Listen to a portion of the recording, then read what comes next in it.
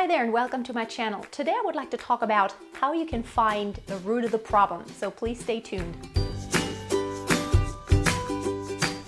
This doesn't only happen for singers. This also happens especially when it comes to the body and physical health. A lot of times the way medicine works nowadays is that we go to a doctor and we say, okay, my arm hurts, and then they prescribe something that just eases the pain in the arm. But in reality, the cause of the pain in the arm may not actually come from something in the arm. The root of the cause may be somewhere else because our bodies constantly try to compensate. The same is true for singers and for the voice. A lot of times when there is a problem, that exact problem might not be like right where you think it is, but the root of the problem may be somewhere totally different. For example, when you have a weak, high chest voice and you're thinning out there and you're early on breaking into head voice, the problem is not only the chest voice that you can't sing high, but the problem is also that the fine-tuning isn't there between the registers, meaning the transition area is just not really smooth in your voice.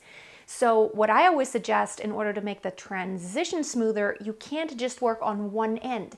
You have to work from both ends. You have to work on strengthening the head voice and also working on making different voice colors in head voice to where you can sing it both heavy and light, so that then when you sing the chest voice higher, you don't quite have to be as heavy. You can lighten up without having a harsh flip because you have worked on managing the head voice.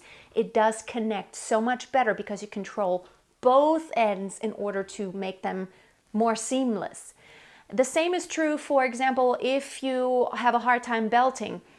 It might not be that your vocal cords can't do it. It might, of course, be that your vocal cord closure isn't enough, that you have not trained those muscles that keep everything in position, especially the thyroarytenoids.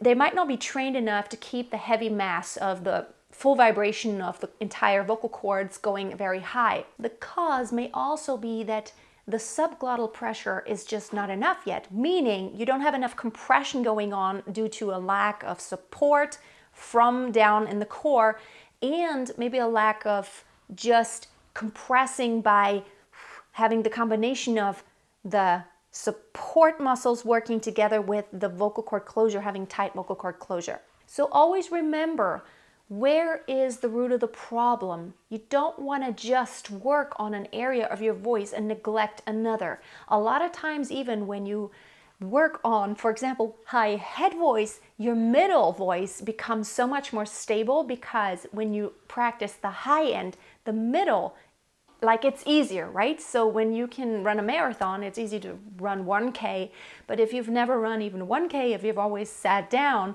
the 1K will be really hard. So you want to just up your game and always extend, and you want to work on both ends. You want to work on your low end and your high end and the middle, and loud and soft, raspy and non-raspy, breathy and tight vocal cord closure. You want to work all aspects of your voice. And by the way, I will put the link below. I have a free 30-minute vocal warm-up. There's also a checklist that you can download with it, that goes with it, on my website, masteryourvoice.tv. And that will make sure you can kind of check off when you want to really work out your voice with all the areas that you can sing in. That is a really good checklist to go through and to do on the daily. Thank you so much for watching today. If you liked the video, please give it a thumbs up. It tells me that you appreciate what I do, and I put a lot of heart and soul and time into these videos. If you want to go more in depth, consider checking out my course, Back to the Basics. All those videos in that course are not anywhere on YouTube, and it's exclusive. It has almost 50 videos in it by now, and I always extend the library, and you can ask me personal questions. Have a wonderful day, and I hope to see you soon.